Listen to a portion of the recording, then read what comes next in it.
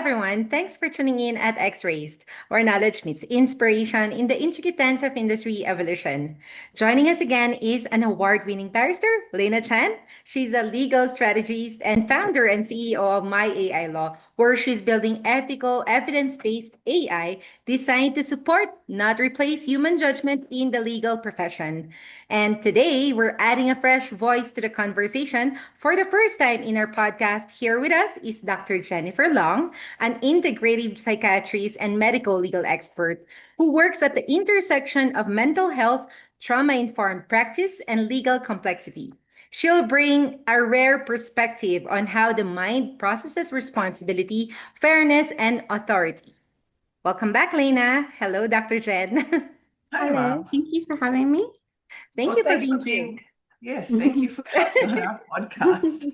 Yes, and we're really excited, Lena. I have been excited to hear your thoughts. We're very glad that you're joining our podcast. And today's episode is about the emotional logic of justice. So, we're going to talk about empathy, not as a soft skill, but as a disciplined form of intelligence, something that sharpens ethical reasoning and prepares professionals to navigate an increasingly automated world. And I'd like to start with you, Lena, before we head over to Dr. Jen. In a profession grounded in evidence and precision, how did you learn to look beyond the legal framework and truly understand the human reality behind the case? Actually, I learned that at Harvard in 2018. Before I went to Harvard, I'd be involved in negotiations, and then it would often fail. And then because the way barristers and lawyers negotiate is very adversarial. They kind of bring the way they behave in court to the way they behave in a mediation. So they don't share information. They don't really look at the interests. Typically, they don't really look at the interests of both parties, etc. So then I thought, I really want to improve my negotiation skills. So I went to Harvard Business School and I did Changing the Game. And they teach it to you conceptually. So conceptually, they're teaching you about looking at the interests of both parties and starting your negotiation from that point. But then what I also learned during the course was usually what stops the negotiation from proceeding is there's always a hurdle, and you have to work out what that hurdle is in order to be able to move past that, to be able to get to a negotiated outcome. And I discovered that even in commercial cases, it's often because one party feels cheated. So they feel like the other party has misled them or something has happened and they feel cheated and they feel wronged. And so they feel that, I'm not going to just be commercial about it or negotiate the real interests of both of our parties. I'm just going to behave, I thought, irrationally. And so I remember at the beginning of a course, I said to Max Bazerman, I just don't understand how to negotiate with unreasonable people. And then he said to me, no, no, no, no, no, no, no. By the end of the week, you will realize that these people are not actually being unreasonable. And then I did. By the end of the week, I did. And so that's what I learned, that it's often an emotional hurdle that stops people from moving to a negotiated outcome. And the job of a good negotiator, or if you want to be the mediator, but I think it's easier when you're the negotiator itself because you have access to your client, is to work out exactly why this litigation is on foot, and you have to then look at it from the point of view of the other side. So I can give you an example. I had a mediation that was on foot and had failed. We had failed already because it was a very rich Hong Kong businessman. He really had no case against my client, which was a real estate agent, had no case against our client at all, rationally on paper, but he absolutely refused to settle. And so the mediation failed. And I, of course, went over to Harvard and came back and I learned that, I had to look at what was actually the problem with him. And I worked out that it was because he felt that he had been cheated by the real estate agents. Mm-hmm. And so what I did was I got the real estate agents and the businessman in the same room, just them, with nobody else, no lawyers at all. And they had I think overall more than 2 hours worth of meetings, maybe 3 meetings. And in it, they got to the point where the businessman got to the position where he thought, accepted that the real estate agents had not actually been trying to cheat him. And so once he got to that point, and it took a long time, over the course of the whole morning for them to have continuous conversations, just one-on-one, that he ended up paying us money to settle the case. So, and then obviously there are many more examples that I managed to settle after I came back. But that was when I learned that the law is not just about, the legal merits of the case. And that's I think, a reminder that justice in this case is more than just about the rules. It's about people living through the consequences of those rules. As you said, interest of all parties and their emotions involved. And that naturally brings us to how we interpret emotion itself in high stakes environment. So Dr. Jen, from a psychiatric perspective, when strong emotions are present, what helps you distinguish between empathy that deepens understanding and emotion that might distort perception? I think that's a really good question, even how you've framed it, because there is a distinction, and emotion doesn't.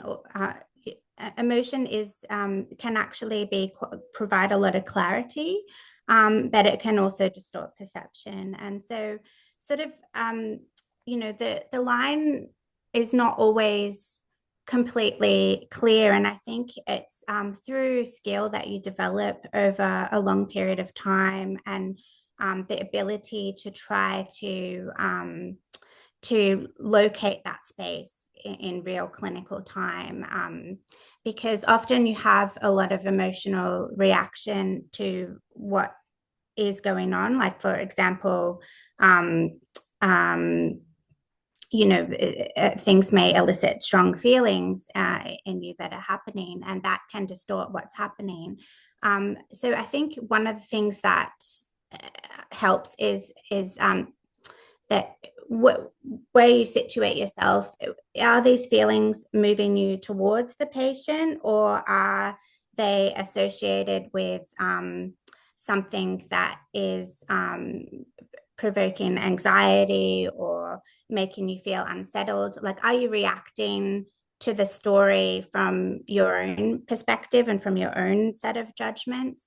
So I think there is a bit of a somatic basis to that, whereas like empathy that's functioning well is more of a sense of groundedness in what's happening between you and the patient or the client, versus whether you're having a reaction that's sort of grounded in one's own experiences. So there is a bit of a paradox with that, and I think really that develops over time, and it also develops in the context of psychiatry through supervision with other people, like taking it outside of that situation and discussing those emotive responses, and also within one's own therapy as well over a period of time. So it's not something that can be distinguished sort of algorithmically, or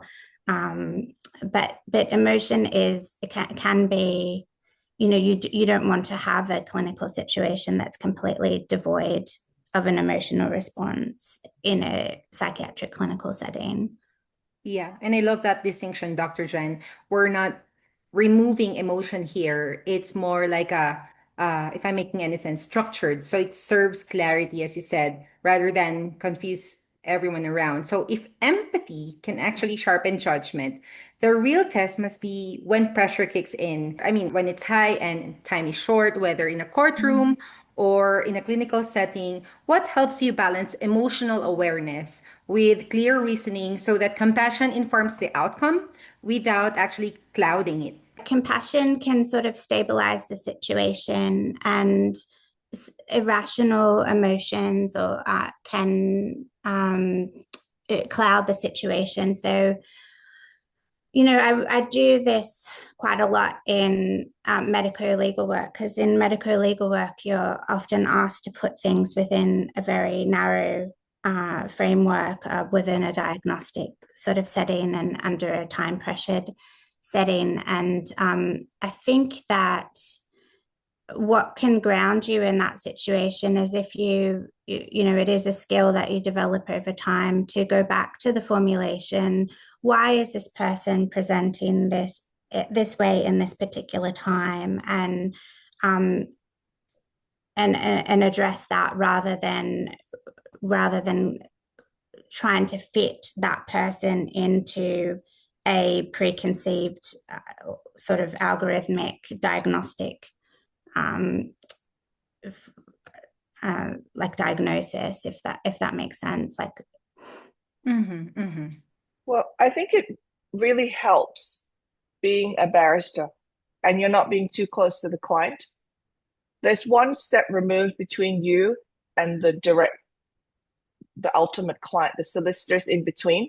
I remember when I was a solicitor and I had to deal with the client directly, you become more involved in their emotions and their drivers, etc. And then you kind of take on the client's cause. Whereas if you're a barrister and you're one step removed away from the client, it really does help you remain more objective. And you can be more reasonable, dispassionate, right? And you don't let the emotions, you don't get so worked up in, I have to win for the client, I have to win for the client. Of course, you always want to win for the client, but then you can do it in a more objective kind of way. But then you still need compassion and empathy when you're cross-examining the witness, because I think that a softer touch during cross-examination can give you better results than if you are going hard out in an aggressive kind of way. It's just better to go slowly. But I do think that it's really important to be able to disengage yourself from the client's cause and what the objective legal reality of the client's case is. And I know that solicitors often say, some barristers just refuse to run certain points. And there is a difference between being strong and courageous and just being objective. Of just doing whatever it is your client wants, because when you're a barrister, the ultimate decision on which points to run is yours, and you have complete immunity in court. The decision of how to run the case is yours. And I think that is because they want to preserve that judgment so that we do the best thing, because we're ultimately officers of the court. And so, in a nutshell, you have to have compassion, but you can't let emotion cloud you, because when you do, then your judgment goes. Makes sense. I see. And that balance sounds very familiar to business leadership as well. When stakes are high, you need clarity. As you said, you have to take your emotions out of the picture, but you need maybe a little sprinkle of it, but you cannot afford to lose your humanity as well. And now, let's widen the lens, because this is more than just balancing emotion and logic. We're balancing human reasoning with intelligent systems. So, Dr. Chen, as these intelligent systems become more present in research, in diagnosis and analysis, where do you notice human intuition adding context or meaning that data or tech alone cannot provide at all? Yeah, this is a really interesting question, and I think it's relating to a lot of different fields at this point of time, like not just medicine, but also law and other fields. But there are sort of subtle things that these kinds of intelligent systems don't pick up, at least in my field, or at least yet. So where they may have a lot of ability to look at the data and compile things, and it can be quite an assistive tool in medical work in terms of taking out the excess admin that we do. There are a lot of subtle intuitive things that happen, and I think that those build up over time, and perhaps are even operated in an unconscious way over time. Like, for example, Psychiatry is a unique branch of medicine in the fact that we don't have, our whole ability to diagnose, and that is based on a conversation predominantly. And we lack biomarkers, we lack imaging markers that directly lead to the diagnosis.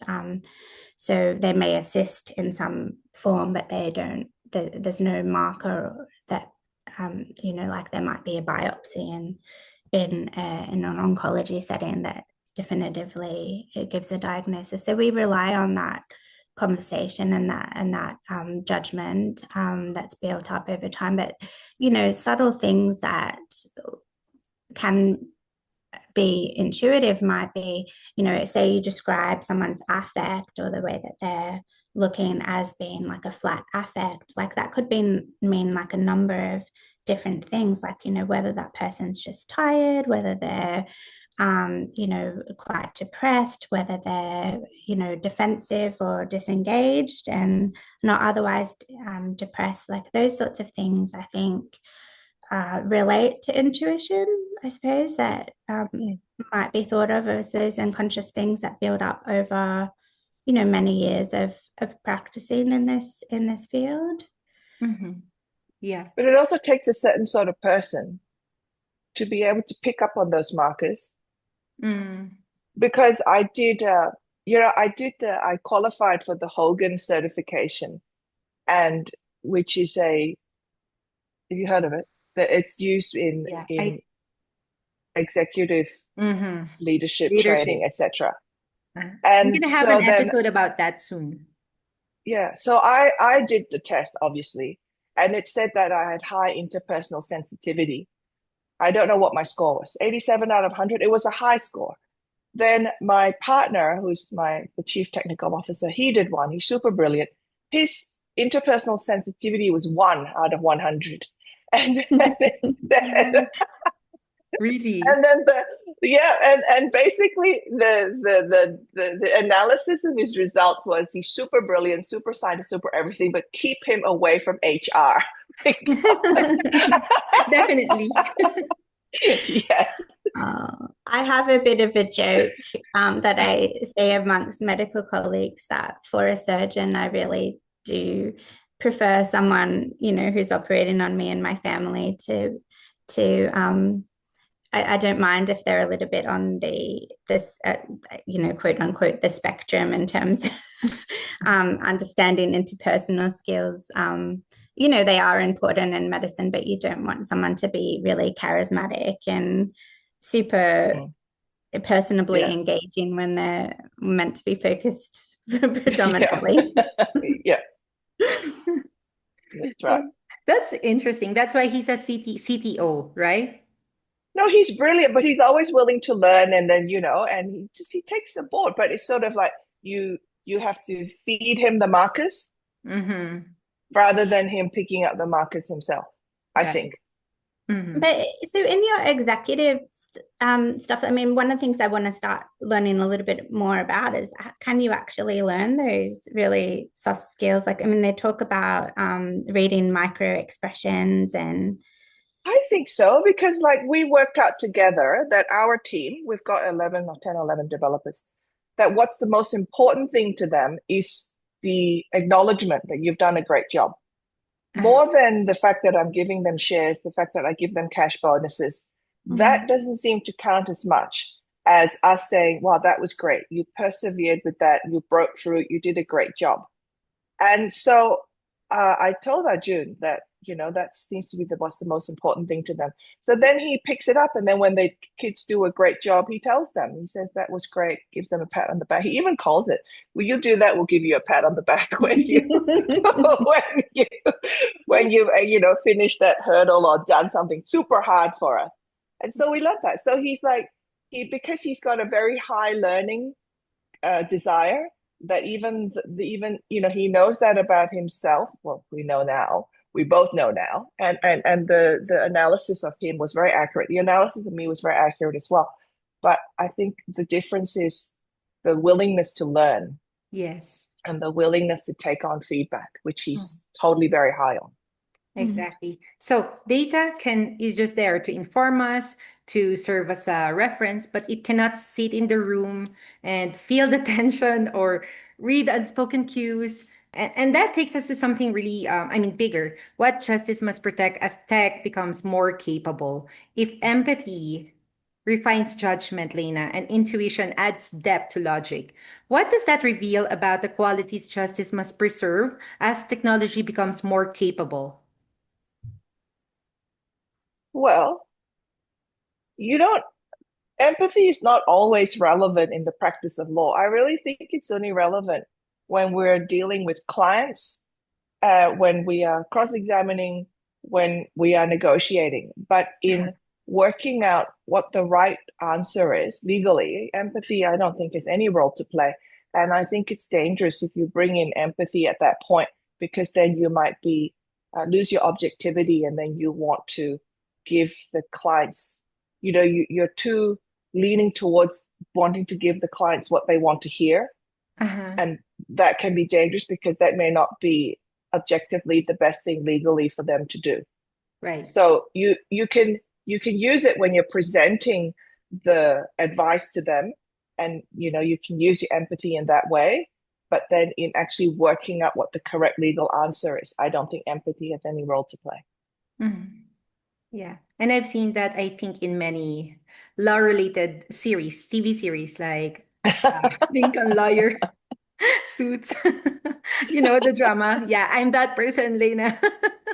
But yeah, innovation should elevate responsibility indeed. And from, So I think yeah. no, but isn't that the point that we have been saying this over the series, that you can use AI to help you get to the answer faster, to sift through data, to sift through the laws, to sift through everything, but it cannot replace this empathy, judgment, intuition. You can unearth all the lines of arguments you can, but ultimately the decision of which lines of arguments to run and which is the best strategy, that's a skill picked up over a long period of time.